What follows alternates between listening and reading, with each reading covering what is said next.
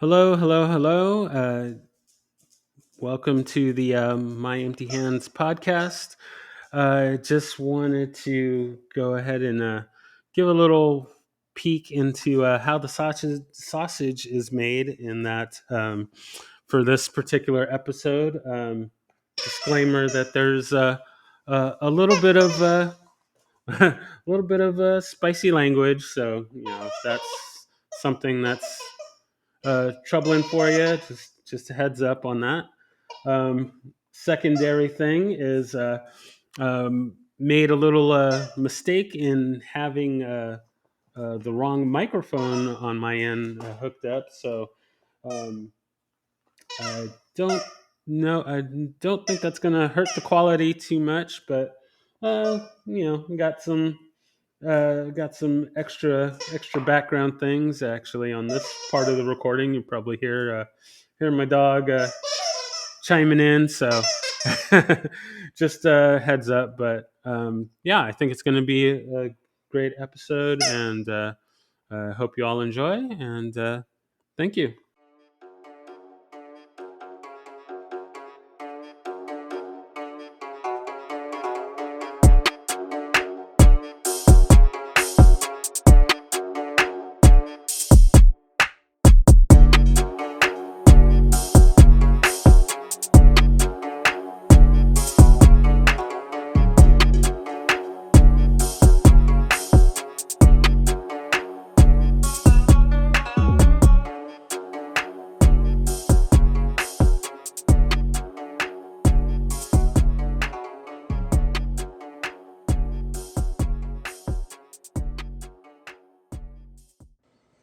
Hello, hello, hello, and welcome to the My Empty Hands podcast, a podcast about martial arts focusing on Kempo. And um, I am Reggie Darden, and today I'm excited to have John Hackleman with me today.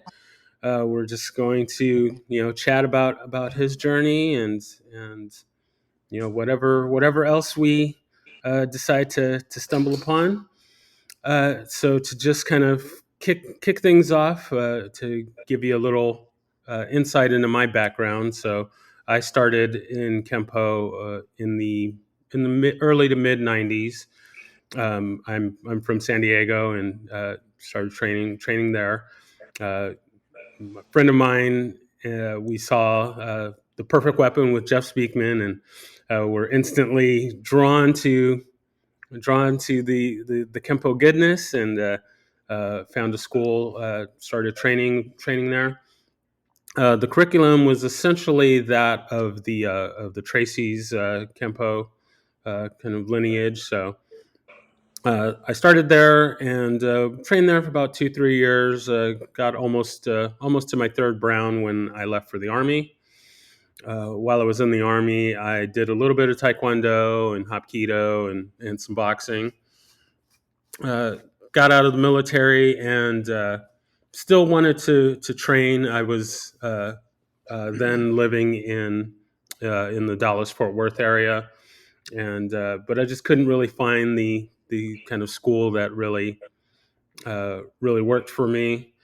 So I just kind of did my own thing for a little bit, and then I stumbled upon my other love, which is of capoeira, and I've been doing capoeira coming up on 17 years now. But I still, kept my love for Kempo, and uh, found a school about 2 or 3 years ago, and it is an American Kempo school, and been training that and enjoying that. As of this recording, I got my green belts about a month ago, so just really enjoying the training and just kind of looking for what's coming next, and excited for what's coming next. And now that I have this podcast, I get to talk with not only Kempo folks, but also other martial artists. And I'm just a big fan of the stories. I love hearing how people got involved, and just what their experience is like. So I will turn it over to you. If you could go ahead and let me and the listeners know, how did you get started in the martial arts? Where did it all start for you? And we'll just kind of go through your story. Oh shit. Okay, that's a long story, man. Um, let's see. I started. My journey started probably in sixth grade because I don't know what grade would I be in 10 when I was 10. I was 10, so I was in fifth or sixth grade. But I knew that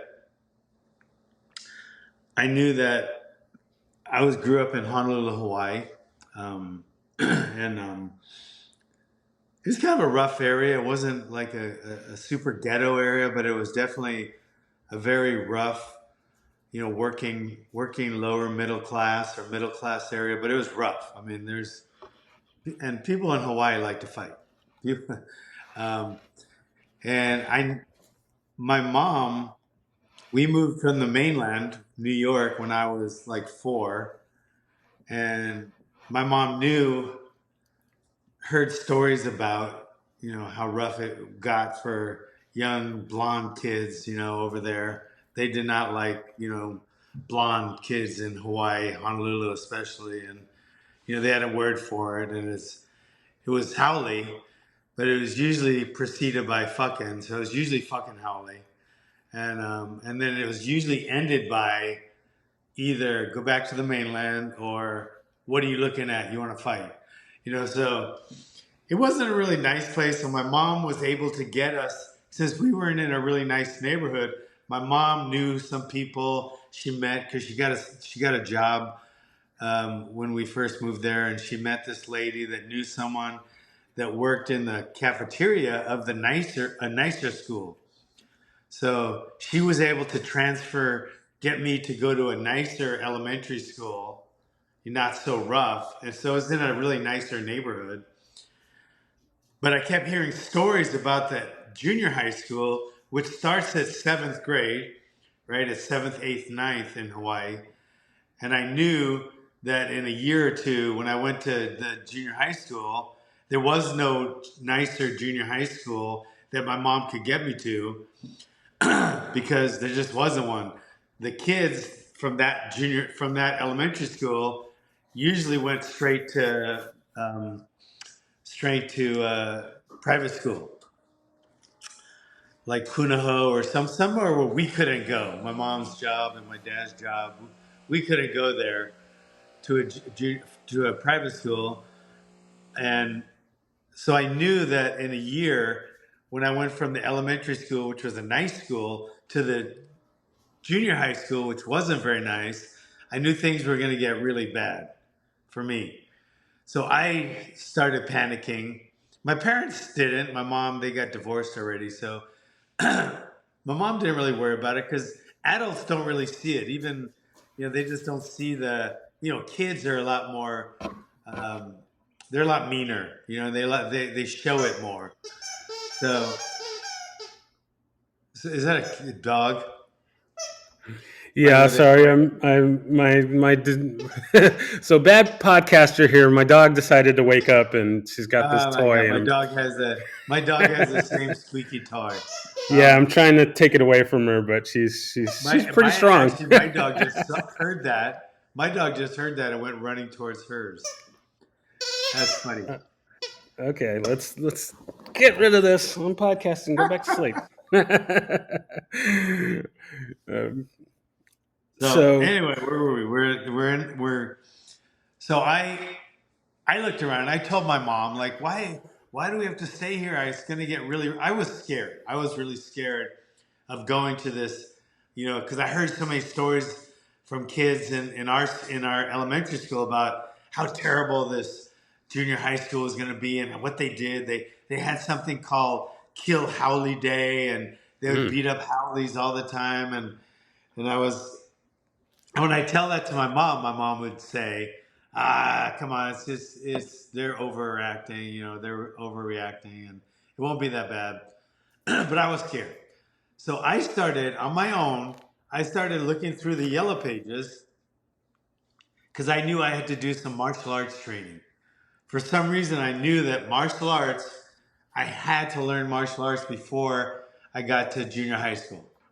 So I think I was like 10 years old, and I found the one, there was in the yellow pages, there was the logo, and I really liked this logo.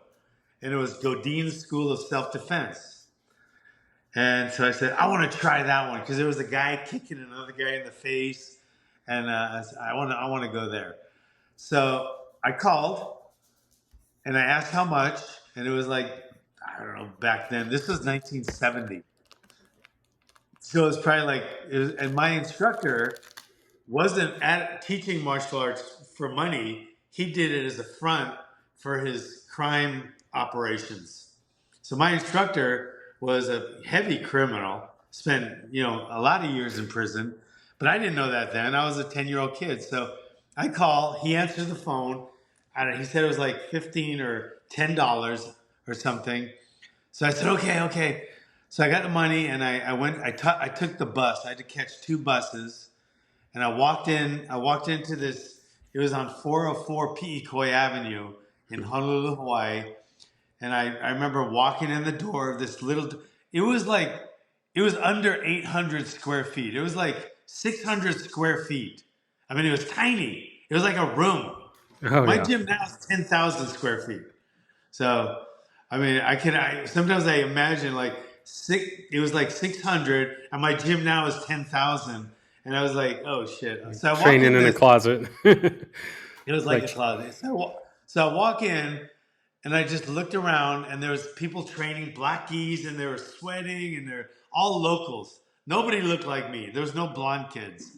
And I walk in and I knew watching these guys hitting the bag and hitting the makiwara.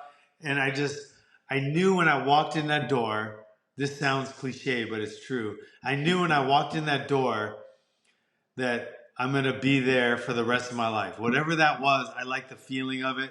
I loved everything about it. And so I walked into my instructor in there. He had a little office, size of, I don't know what it was. There's a tiny office.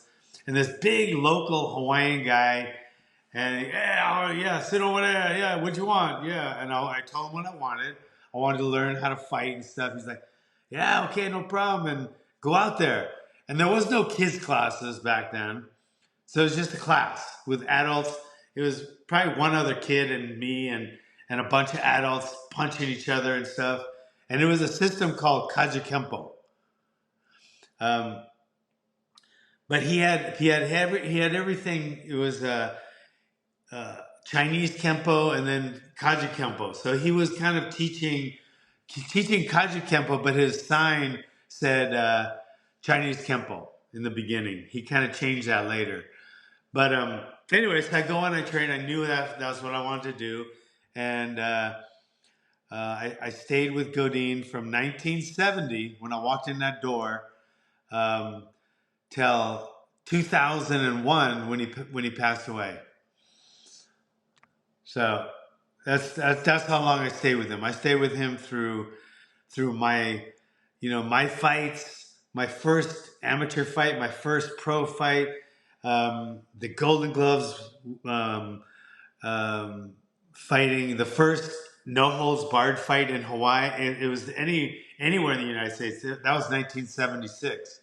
It was in Honolulu, Hawaii, and I stayed with him. He gave me my black belt, and through his going to incarcerations, in and out of prison, I always stayed loyal to him, even though a lot of people that taught for him at different schools, like different locations under his name, changed the name of their school. I mean, people, because they didn't want to be affiliated because some of his crimes, he was on the front page. So, but I stayed with him, and then he passed away in 2001, and I've been trying to carry on his martial arts, not his criminal past or his moral compass. I tried to stay with his martial arts mentality, his martial arts system, and I changed the name from Kaju Kempo to Hawaiian Kempo in 1985 because I wanted to take out all the katas and the forms and the punch tricks and the taiokas and the grab arts and stuff like that. I didn't want to do anything choreographed because by the time I opened my little gym in my backyard, I knew I didn't want anything like that. I didn't want to I felt like that was being untrue to what I felt martial arts was all about. So I took out all those. I kept in his mentality and his killer instinct.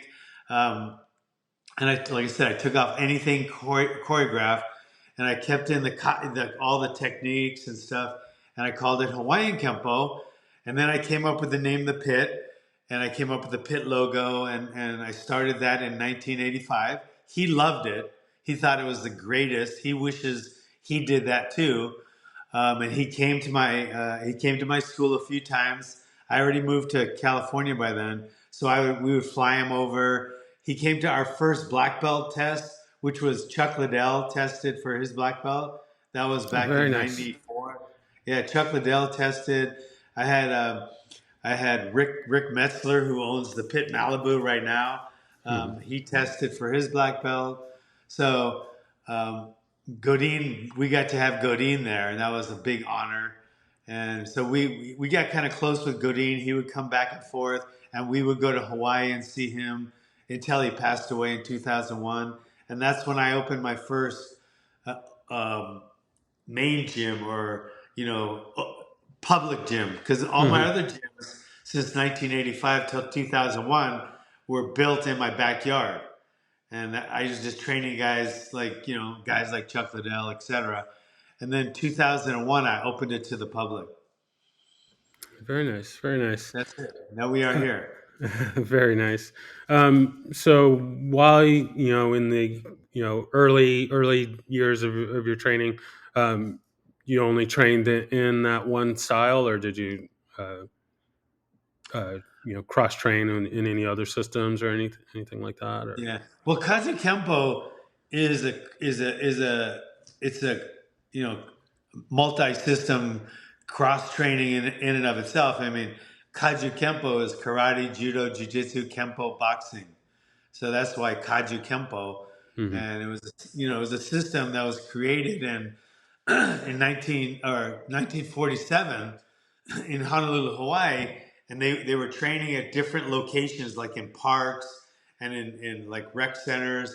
And there was these, 5 to 7 guys that were just putting their martial arts together because they didn't like the fact that there was all these, white military men downtown because World War II was, just got over, and it was 1947, and so they started putting their systems together and called it Kaju Kempo, and they would practice it, or they would get to test it out in the bar. They would go into a bar and fight with a guy, and they practice the moves they were practicing, and it was the perfect practice. It was like, I mean, now people practice these katas and they say, well, that would work if you did this, this, and this, and that's called bunkai, and so it's kind of like taking something, changing it around, calling it something else. So, but in Kaju Kempo, it's just real. Now you can't imagine going and doing that now. We couldn't do that right now, or you end up killing someone, going to prison, or you end up dying because everyone has a gun. So, but in the old days, that's how you could practice. And guess what they have now? They have the UFC now. Now the UFC, to me, the biggest thing about the UFC and the best thing about it, because I love the production, I love the UFC. Obviously, I've had fighters winning titles in the UFC. I love it. But my main love for the UFC, even when I had fighters fighting in the UFC, I would still be practicing the stuff, the street stuff, and then wanting to see how it would work in a close to real situation as you could, because you can't go out practicing in the street.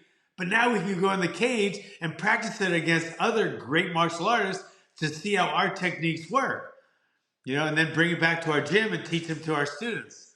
So I feel that I'm very grateful for MMA for a lot of reasons, especially the UFC. But we get to practice it like that. So Kind of ironic that the martial art itself, which I love so much, Kaji Kempo, started by a bunch of locals to beat up white guys, and now it's a style that is my style. I've embraced it, and it's everything to me. It's I live martial arts, and I have since 1970. Very nice. So going back to those early days of when you started training. So did you? I assume that you had to start defending yourself from the local folks and the Yeah, local bullies and yeah, yeah. Yeah. Hawaii is a really rough place. It's a really rough place. I love Hawaii, and they talk about aloha spirit, and there are a lot of people in Hawaii with the aloha spirit, but there's a lot of nasty people, just like anywhere. And there's a lot of racism in Hawaii. It's a lot, and I get to see it because Mhm. I was a little skinny white bald, blonde kid, just a typical. And I grew my hair like down to my shoulders when I was like 12 because I wanted to look like that, and I wanted to, I had this thing where I wanted to, I didn't want to run from it. I wanted to like say, no, fuck you, I'm right here. And I got my long blonde hair, and it got, I did go from, I went to Kamiki Intermediate, which is, a middle school. And it did get nasty real quick. Um, I got jumped a couple of times, and nobody picked on me, but they would jump me because I was, by the time I got to middle school, I'll say eighth grade, when things really started heating up because I started really getting out there. I had already been training like 2 years with Godin. Godin, there was no like, he's killer instinct, and he'd yell, and I knew, I mean, a lot of F words in class and yelling, and I knew that I was training somewhere where there's guys, and his guys, his black belts were, most of them were his cohorts, hearts.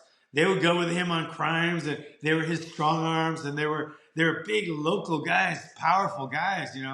A lot of them, like Sammy Nahino, Teddy Limos. There was these just big, strong guys, and I was like, so that's how martial arts was to me, and that's how I trained it, and that's how you became when you trained there. And I just remember it's just like something clicked when a guy pushed me in the cafeteria and said, "Give me your lunch money." And lunch money was a quarter, and everybody carried a quarter. And then you go in line, you wait in line. Usually, if you were in with the crowd, they'd move you up to the front of the line because there was the line monitor was a student. It was kind of like the trustee of a prison. The students were letting their buddies come in the front and cut in line. So it was that kind of thing, and I walked into the cafeteria with my quarter, and some guy came up and said, "Hey, Holly, give me your lunch money."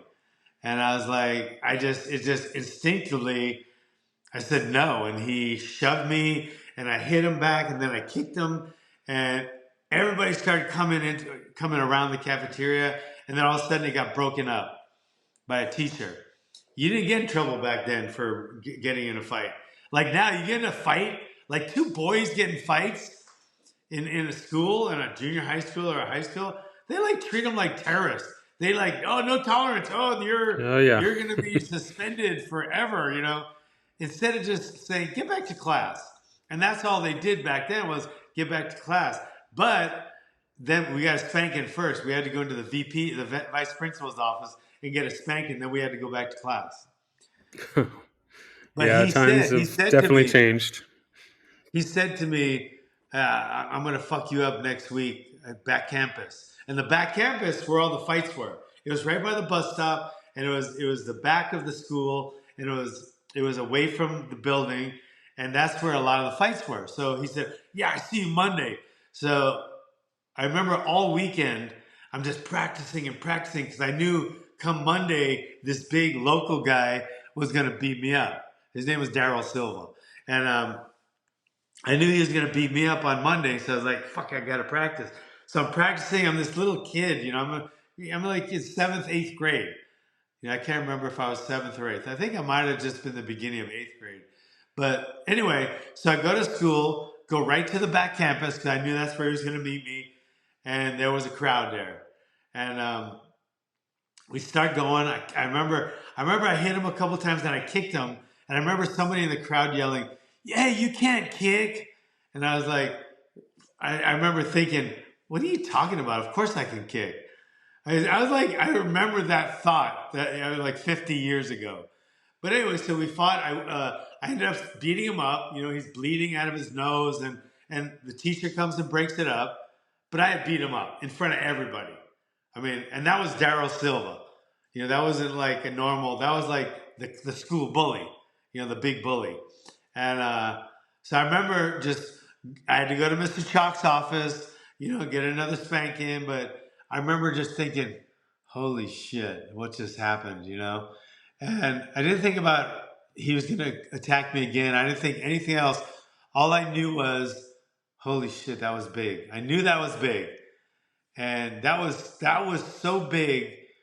It was nobody even picked on me. It's not that nobody picked on me again. It was that I knew that everything was going to be okay. And everything was okay throughout junior high school. I mean, I was like, hey, John, hey, John. Even all the big locals that would be like, hey, Howley, fuck you, Howley. After that, it was like, hey, John, how you doing? Hey, hey.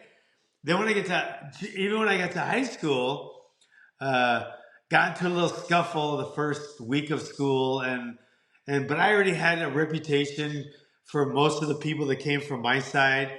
But then there's, in high school, there's people from different junior high schools. So there was some guys that didn't know about it, but they found out like the first week I got into a fight and I just beat the shit out of this guy. Um, and it was funny because the guy that broke up the fight was the teacher because the fight happened in PE. And we were playing PE. They were going to do flag football. And the two guys were picking the teams.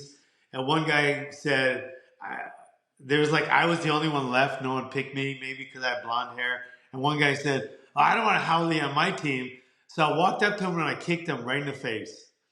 And he fell backwards, and they broke us up. And Mr. Ayet, who I still see when we go back to Hawaii, when I do our black belt testing every year in Hawaii, and Mr. Ayet still comes. Mr. Ayet came and broke up the fight, big Hawaiian guy, and I thought, oh shit, I'm gonna get the shit kicked out of me by this teacher. And he goes, hey, what happened? And the local guy said, hey, this fucking Howley just kicked me in the face. And he said, Mr. Ayet said, did you kick him in the face? And I said, yeah. And he said, why? I said, because he called me a fucking Howley. And he asked this kid, did you call him a Howley, a fucking Howley? And the guy goes, yeah. And Mr. Ayet said, okay, well, you deserve it. Now let's play. So basically, let's keep on playing. You deserve what you just got. You should have opened your mouth. So you got kicked. So basically, well, I mean, you know what I mean? It's like fuck around and find out. You know what I mean? So Mr. Ayet and I became Mr. Ayet and I. He became my favorite teacher. Um, and to this day, like I said, he still comes to our black belt testing, and he usually talks about that story to my students. Because that's how different it was back then. But I never got picked on again in high school. Never, never, never. I could walk around with a lot of the other white kids kind of look down when the big Hawaiian guys come in. Hmm. They want to avert their gaze, kind of scared of making eye contact. But I was like looking at everybody, saying, "What? What? What?" I got a little like chip on my shoulder, and Hmm. I knew that Godin had rubbed off on me because Godin was that guy, big local guy. And I felt like I was getting his personality without his looks. But I felt like that in high school. Even when I walked around to different downtown or over here, over there, I just always felt that from then on, and I never got picked on again. And if it wasn't for martial arts, I would have got picked on a lot. And I would probably right now, if it wasn't for martial arts, I'd probably be sitting in a corner wearing like a muumuu or a long dress, and I'd be having makeup on and I would have been that guy. What is? I don't even Yeah. know what that meant. I don't know what that meant, bro. No, no, I got you. I Yeah, would have been a wimp. That's all I'm saying. yeah, no, that's that's definitely a testament to the to martial arts training. Is Yeah. Oh yeah. it gives, even if you don't, even if you don't have to use those skills, just the confidence and just the way that you carry yourself changes, and it really can improve your life. Looking at my life, I was very, very shy, not into sports or anything, which is kind of funny, considering that, like, I have, my brothers all multiple sports people, my parents both, multiple sports people, and I was just completely on the other side of that spectrum, and just not interested in any kind of sports or anything like that. But I did, I was always interested in the martial arts, and once I finally got to be a part of it, then that helped me to be less shy and be less, you know introverted, and inside of myself, and just wanting to stay in the house. And it's like, no, I wanted to get out and do more, and just had a better outlook on life and how to interact with people. And Yeah. fortunately, I did not have to fight off people or anything like that. Uh, but just that mental and emotional side of it, really, really makes all the difference. Makes all the difference. It makes all the difference, and I mean, I'm such an advocate now for martial arts. It's like I'm like every parent. It's just the confidence thing, and it comes from different places, for different people. Some people it's because they can kick butt now and they love it. They spar and they realize, and some people it's just knowing they have the strength and just that kind of an inner thing. If they take it past, if they take it past that line of severe, extreme confidence and they start bullying, we which happens very seldom because when you the more confident you get, very seldom you just feel such inner peace. You hardly ever go to the other side of bullying.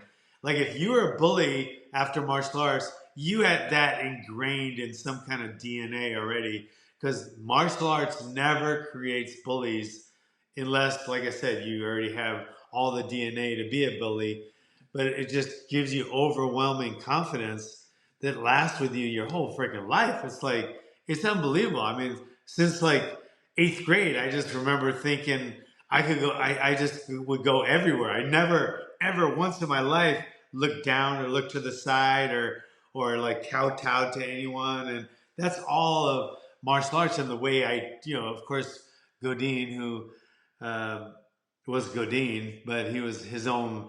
It's the martial arts itself that created that, and I'll never, I think every kid, um, other sports are great. You play a little soccer, kick a ball, that's great. Football's a little rougher. The kids I know that playing football because they didn't do martial arts, um, they're gonna go to college. What is it, 90 whatever, 99% of them aren't gonna ever go to college with it. So you're gonna run around following the kid around playing soccer for 5 years of his life, and you're traveling, and you go a traveling team, club team. That's great. Kicking the ball is great, but at the end of that, now all of a sudden they can't go anywhere with it when it's done. They didn't get them into college. It just you got to stop now. So it's like you look back and you go, oh, that was about $450,000 that I can't get back because my kid wanted to go kick a ball in a net because he was too scared to go do martial arts. We should have made him do martial arts, and then because the soccer throughout life you can't dribble your way out of a fight situation that you get jumped, a life or death situation. You can't do that. and you can use your martial arts for the rest of your life. Your martial arts would have been a much better investment for the parent. You know what I mean? I mean, even the worst case scenario. You know, I mean, like martial arts is going to freaking help you. Like soccer won't. I mean, that's not a skill that. Nothing. I'm not trashing soccer, guys. My kids all played AYSO, and that's about as far as it should go. But in fact, one of my kids went to college playing soccer. Yeah, my daughter got a scholarship playing basketball. So I'm not anti these games if it can get you somewhere. But martial arts should always be there because it'll get you. It'll stay with you. You can't dribble your way out of a prison rape situation. Think of that. That's not pleasant to think about. And somebody says, "Why would I ever be in prison?" People think like that. Why would I'm a nice guy? I'm a law-abiding guy. Why would I ever go to prison? Here, just think of this. Think of this. This is a hard one to think about. If you think of somebody, you're walking somewhere, somebody shoves your wife, shoves her, just shoves her. Some fucking lunatic shoves your wife. Believe me, that might not happen every day, but it does happen. Somebody attacking your wife or somebody shoves you. You're walking in a Walmart parking lot, all happy you're going to go home. Your dinner's waiting. You got off work and you want to pick up some stuff at Walmart, and it's like 8 o'clock at night and you're walking in the parking lot and just some psycho guy comes up and just fucking shoves you. And he's coming at you like he's going to hurt you. And if he hits you, you hit your head on your concrete. Next thing you know, you're going to be in a freaking nursing home with a tracheostomy, with a head injury, and a Filipino nurse changing you every 4 hours. You know what I mean? I mean, there's all kind of bad things that can happen. You don't know who this guy is. You pulled him. When you changed lanes, you cut him off about a mile back, but you don't even remember. You didn't even know you did it. But this guy is like crazy. He's had a terrible day. Maybe he just got out of prison. Violent guy shoves you. He's about to hit you again. Your training kicks in. Ba ba ba boom. And now he bops his head on the concrete and he dies. He dies. This guy that was going to kill you for whatever reason just died. And guess what? For some reason, the fucking DA, he wants to make some points. You can't afford a fancy criminal lawyer, so you either get a county lawyer or you can afford a real cheap one of the bad ones. So you're getting prosecuted for manslaughter or murder or something, and you're like, this guy hit me, but the DA just pounds it. Guess what? You're going to prison. They send you to prison. So good guys, while not very very often, and I worked at a prison for 10 years, some guys are in there on crimes they didn't commit. I think you'll know that. I mean, that's happened to your I don't know if your ancestors or your not forefathers, but people that are black. It happens to them. I mean, the story of the kid that he got by the woman in rape, and then they found out she was lying. Remember?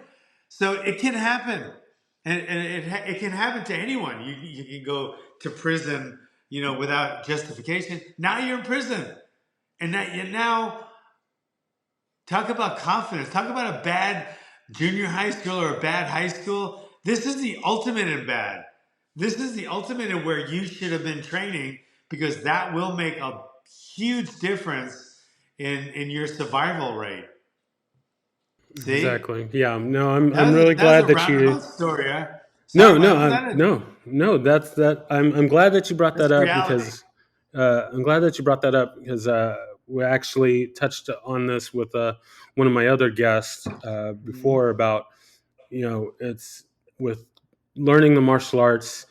It's not just about learning the defensive moves and everything, but now we also have to take into consideration the legality of things, and it's different from state to state, country to country.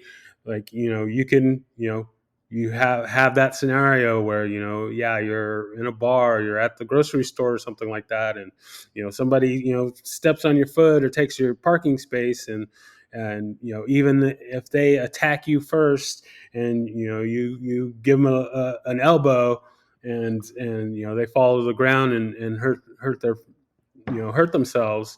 Now it these days we run into a situation where it's like, oh well, he can sue you, and you can Yeah. have to pay fines or go to jail or all that. And it's like, well, this guy attacked me, this guy you know robbed me, and I was defending myself, but because of just the way the laws and stuff are, it's not immediately a happy ending. The good guys win.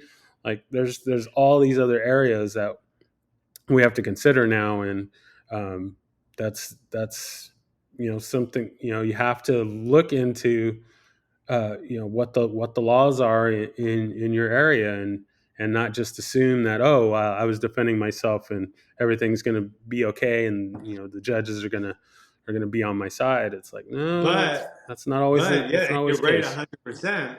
But you know what? If you're a legalator, whatever that means, legalator, like you're making laws. I just made up that word, legalator, like for Sounds good to what's me. legal. But anyway, if you are so, I think you should make those choices about what's legal and what's not. Um, as an adult, where if there's too many bad ones for you, then you should move somewhere else. Because like California, I love I love California, but I hate almost everything about it. I just love being. I've been here so long. I moved from Hawaii. I moved here, and I made it my home. And almost everything about it, I can't stand. I mean, when we've argued so many different points about so many different. I mean that this whole past 4 years. I mean, it's just polarized everything, including us. I mean, I've been on. I mean, we had a city council meeting last till 4 in the morning. 4 in the morning. They've never done that before. It went all night because they were so passionate about shutting me down, shutting my gym down. That's what it was about. It was in my town. It was about shutting me down. I was on the news. I was in the papers and on the radio and not because I'm training world champion MMA fighters. It was because I wanted my gym to not get destroyed like there's so many other places. 10th Planet Jiu-Jitsu School in Long Beach got burnt to the ground. I mean, the windows were smashed in, burnt to the ground. Nobody wanted to steal anything because everybody's saying, what do they want to steal out of a gym? Why do you have to protect your gym? They don't want to steal, they just want to destroy. They didn't steal one thing from 10th Planet Jiu-Jitsu in Long Beach. They just destroyed it just for the sake of destroying it. I can't. I don't have riot insurance in my gym. I don't know what to do. I've trained hundreds of people for fights. I've trained myself for 300 pro fight or 300 sanctioned fights. So I've trained, but I've never trained to protect myself from a riot. And I didn't know what to do. I didn't know what to do. So the only thing I thought of to do was I can't fight off people rushing me more than like 20 people, 50 people. What? So the equalizer is a gun. So I had a gun. Had a couple guys at my gym with guns, and the visual wasn't very good. I'll admit that, us holding our guns. But I just wanted to protect my gym. I wanted to deter anyone from thinking that's the place I want to break into. That's the place I want to break the windows. I just didn't want. I wanted to deter that. Just keep walking. Fucking fine. I'm just walk. So I found out, that this this state isn't I don't like this state for a lot of reasons, but it's home, and I'm not gonna leave. I'm not gonna leave. People say, "Why don't you leave? Go to Texas. Go here." I'm not leaving, man. I'm dug in. I love my house. I love my property. I love my community. And I'm never gonna leave this place. I'm just gonna, if need be, do whatever I gotta do, but I'm gonna stay here. So, so that That's that that whole thing gave me a different perspective on martial arts and protecting and community and ohana. We say ohana a lot. We say loyalty a lot, and loyalty is very important to me. I have fighters that are so freaking loyal to me. I feel so honored and blessed. I got guys like Chuck Liddell, Glover Teixeira, Cord McGee, Ramsey Nijam, Tim Kennedy. Just people with such loyalty, and it's the martial arts. Because if they weren't into martial arts, I don't think loyalty exists on the same level for people that aren't martial artists. So just a martial arts mentality of loyalty and ohana, which means family, and it's just I'm here, and this is where my family is. This is where my loyalty lays, and I'll do whatever. So I'm not moving, but it's a different way of the bullies trying to take you. It's a different level of bullies, I think, right? So yeah, yeah. I'm going to stay here, and after the army, I was in the army, and I actually was honored and lucky and blessed. I got to make the all army boxing team. So, not just fight for I fought for my company. We had company organization day, and I fought and I won. I beat an Hmm. MP, and everybody was all happy. And for some reason, I got so lucky. My first sergeant was a local guy, and he had seen me fight before in the Golden Gloves, and I was stationed in Hawaii. So you know, I joined the army because I thought we were going to Iran because they took hostages, and so I was like, fuck, I didn't want to go to the army ever. I wanted to be I wanted to be probably a cop, and then keep my fight career, but not really. I knew I wasn't going to make it as my my life fighting. I knew that, but I wanted to do it for a while, and then be a nurse or be a cop or something. I did. That was my highest aspirations, and I thought they were good ones. Um, but that kind of changed because what this guy knew, he had seen me fight in the Golden Gloves. He's like, and they gave back the hostages. Iran gave them back. So I was like, well, now I'm in the army. I don't have to go fight, which I thought I was going to have to do because I didn't join here just to do fucking KP and do guard duty. So I was like, I'm an infantry soldier. I don't want to just. There's nothing to do. We're not in a war. So I asked my First Sergeant Marcus Weary. I love him. Rest in peace. He's gone now. But I said, "Hey, what do I do, man? The army. There's no war going on, and I think I thought there was going to be. I think I made a mistake. How about I just get out? Now because I don't really belong here. And he laughed so hard. You just want to get out. Oh, you don't just get out. So he goes, hey, you're John Hackleman. You fought in the Gold Gloves last year. I go, yeah. He goes, why don't you join the All Army boxing team? I said, what does that mean? He goes, that means you'll never do KP or guard duty. I was like, okay, sign me up. So he made some calls, and I fought at tryouts, and they shipped me off. They shipped me off to Fort Campbell, Kentucky, and we had a force com tournament, and I won. And I won runner up, so I got a place on the team, on the All Army team. And the rest of the time in the Army for me was just boxing and training, and you know that was it. But after that, I went to LA. I went to LA because I didn't think Hawaii was the place to continue my fight career. So I moved to LA when I discharged from the Army, and I started fighting, boxing, kickboxing. But I also started having kids. Um, and next thing you know, I have 3 kids. and I'm not quite as good a fighter as I thought I would. I did win a couple of world titles in kickboxing, but in boxing, I was okay. You know, I wasn't, and that's where I thought the money was because kickboxing didn't have much money back then. So I knew that whether I won a world title in kickboxing, I can't support my kids on that, and I'm not going to win a world title in boxing. I'm not good enough. So I started working full time and becoming a, then I ended up going to college and became a registered nurse, and that's pretty much what I did up until 2001 when I opened my main gym. I was a I was a registered nurse, to support my family, and then I was fighting just out of my thing because I wanted to fight. So I was kickboxing, won a title while I was a nurse, and so it was kind of interesting career. I was doing both, most of my life, and then 2001 I quit nursing altogether and just stayed with the martial arts thing, and I just took a chance. I said if it's gonna catch, it's gonna catch.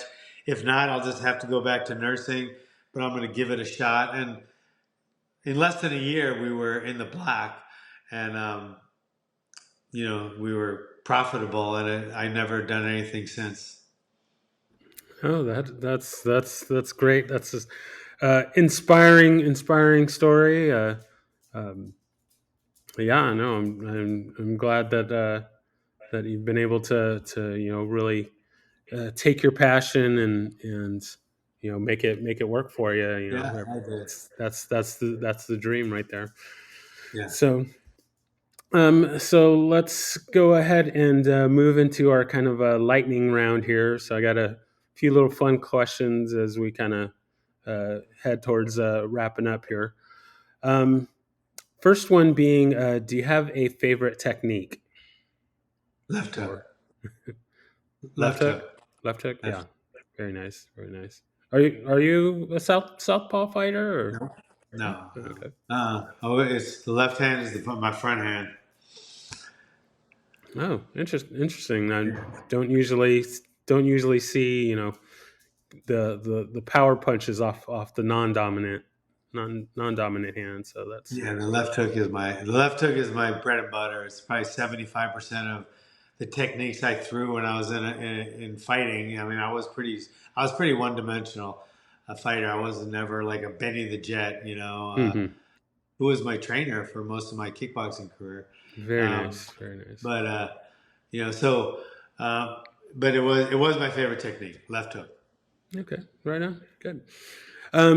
You mentioned before that you removed the forms and such, but I will go ahead and ask it anyway. Do you have a favorite form or set? I'll just say this. I'll say burpees because I've replaced when we hmm test mainly on, of course there has to be attendance, attitude, and if it's a kid we send notes home to the teachers and to the parents, and they have to check boxes like, yeah, you've never seen the kid misusing his martial arts, you've never seen the kid being a bully, the kid treats you with respect and stuff like that, and they check off yes or no, and if they check off no, the kid's not promoting. hmm If they don't show their elders respect. So um, so we do that. We do that as a prerequisite, but also it instead of kata, instead of for belt testing, everything's on conditioning, like burpees. How many hmm burpees can you do in 7 minutes? How many wall ball sprawls can you do in 4 minutes? So I do all these tests for the belts. And then of course they have to show the technique, etc. But hmm our main thing that I've replaced uh, forms with would be conditioning, and that's what gets them to the next belt level. Like you got to do X amount of burpees for blue belt, then you have to do more for green. So instead of like katas, I put in you know physical training exercises. I like that. That's very unique and very useful. I mean, you got to have the conditioning. Uh, The Yeah, conditioning you don't have to is have forms at all, but you do have to have conditioning. So forms are fun and cute if people want to teach them, and then the kids they kind of like it. Some kids, I tried forms as an upgrade class, like I was doing katas because I had to do katas coming up. I Mhm. had to do katas all the way to black belt, and I used to ask my instructor. I say, "Hey, chief, I hate these things. They make no sense. I'm never going to fight like this." And he would, I swear to God, even as a kid, he would say, "Shut the fuck up and do them until you get your black belt." And he said, "When you get your black belt, you can do whatever you want. Right now, you have to do them." And I was like, okay. So I knew him. I just didn't like him. So taking him out, well, it was kind of hard for me. It was kind of emotional, because that was part of our system, but I knew it was just a foolish part of our system. And so I knew that to keep, I had to take him out because it was the right thing to do. And I talked to my instructor, and he goes, I think it's a great idea. I wish I did it, but you can do it. You're a black belt now. I support you in doing it." And so I talked to Godin about it, and then I just took them all out. Yeah, no, that's that's part of the art is tailoring it and fitting it for your needs and for what you're looking for. So, yeah, no, that the traditionalists may not like it, but that's up to them. If We're they want to we're be very we're traditional, I'm then very traditional. I'm very traditional. I'm one of the most traditional martial artists I've ever met. I'm very traditional. Like if we just had an incident where a guy got into an argument with one of my black belts, and I'm not even saying who was right. Okay, so yeah, we were talking about kata still. yeah, just kind of finishing that thought. So, Yeah, yeah, yeah, you were we took him out, and yeah. that's fine. That's Yeah, I took nothing him wrong out with there, that. and I looked and I was like, I tried I do some upgrade classes. Like jujitsu is an upgrade class. You could do Hawaiian Kempo, but you can do jujitsu for X amount more. As a gym Hmm. owner, that's one of our things that we do. We upgrades, we have merchandise, etc., etc. Um, so I tried a kata one, and I came up with a couple of the katas. I did number one. I forget which ones I did, but I kept some Kempo katas, and I taught it to him. That was going to be an upgrade class. Like one kid showed up once, and then he nobody. No, I mean everyone that tried it, you know, didn't like it. So one kid wanted to kind of do them, but everybody else quit the class. So I mean, I can't have a class with one freaking kid, and nobody else liked it. It's just not our. I guess it's not my demographics because nobody. I tried it, and I told them this has nothing to do with real martial arts. This is from the past, and it's kind of like bowing. It has nothing to do with realistic. It's more of a ritualistic kind of thing, kind of like bowing and the way we do our belt testing ceremony. It's just culturally. I use that so that's traditional, um, but it just never caught on. So I just like, okay, forget it. So now we do CrossFit class or we do BJJ class as upgrades, but the kata one just didn't go. I tried it with kids. Kids and adults don't want to do it in my demographic. So I took them out. And just like, boom. People say I'm not traditional, but like if you're in my school for anything more than 3 minutes, you realize real quick that we're very traditional. We're very traditional. We just, I feel like we have, that's our traditions. That's my traditions are no kata, and we still do the bow, the prayer. We do the pit prayer or the Kajikempo prayer after every class. So we're pretty traditional. Yeah, sounds good. All right. So next question: if there was anyone that you could train with, living or dead, fictional or non-fictional, who would that be? Or maybe a couple names. This will probably be challenging for you because I'm sure you've obviously trained with uh, a lot of great fighters and Yeah. whatnot. But Yeah, I've had man, I've been lucky. I've been trained with the best boxers in the world, the best kickboxers in the world, the best BJJ guys in the world, the best UFC guys in the world. But if I so I there's no people that are alive that I haven't. But Bruce Lee, I would love to train with Bruce Lee. I love Bruce Lee.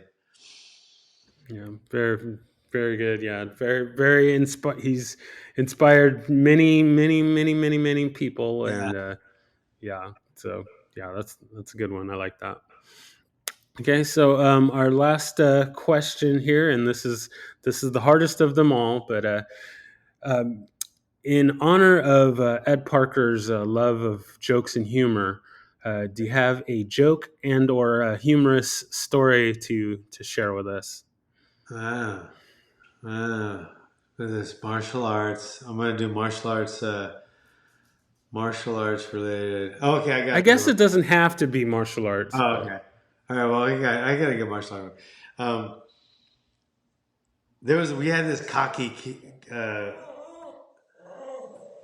we had this uh, cocky guy in one of my classes, and this is I don't know 2003 or four.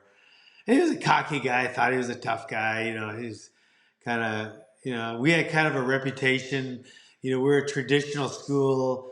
We did the geese, we did kids, but we still had people. By then, people knew Chuck Liddell. They knew about the pit, and then we used to just beat the hell out of each other when the pit first started. I mean, I that's how I met Chuck. We fought. And so, I mean, the pit was known that it was a backyard gym, but it was a lot of people went there. We had the pit tattoo, we had a reputation, a really tough reputation, and so this guy was kind of one of those guys. He was a tap out guy, even though I love tap out, it had a guy that wore a tap out shirt, kind of a rough guy. And I was working with Caesar Gracie.